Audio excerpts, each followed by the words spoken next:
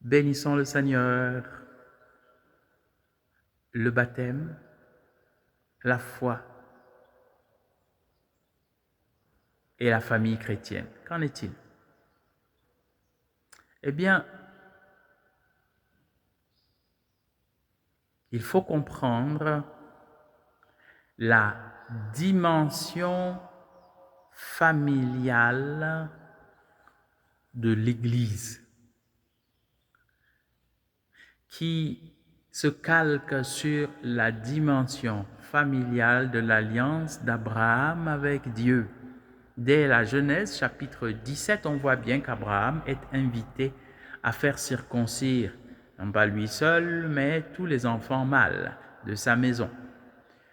Ismaël n'a que 13 ans, il est circoncis. De même, dans le Nouveau Testament, Actes chapitre 16, lorsque la négociante en pourpre, Lydie, dans la ville de Philippe, accueille la foi, elle fut baptisée avec tous les gens de sa maison.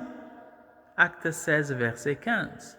De même, le geôlier à qui Paul dit, Acte 16, 31, « Crois au Seigneur Jésus et tu seras sauvé, toi et toute ta maison. » Et ils furent effectivement tous baptisés.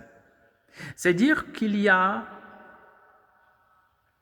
le baptême pour quiconque a la foi, et cela mène au salut, mais en même temps, les personnes qui ne sont pas en capacité d'accepter ou de refuser la foi sont entraînées avec ceux qui sont responsables d'eux. Il s'agit des enfants, évidemment. Il s'agit aussi de ceux qui sont malheureusement handicapés mentaux. Baptême interdit pour toute leur vie? Mais non. Comme pour Lydie et sa famille, comme pour le geôlier et sa famille, ils seront baptisés. Ceux qui croiront et seront baptisés seront sauvés. Ceux qui refuseront de croire, Marc 16, 16, seront condamnés. Les enfants ne peuvent pas refuser de croire, ils ne seront pas condamnés. Pour autant, ils seront baptisés sur la foi de leurs parents, comme cela a été le cas depuis les temps apostoliques. Bénissons le Seigneur.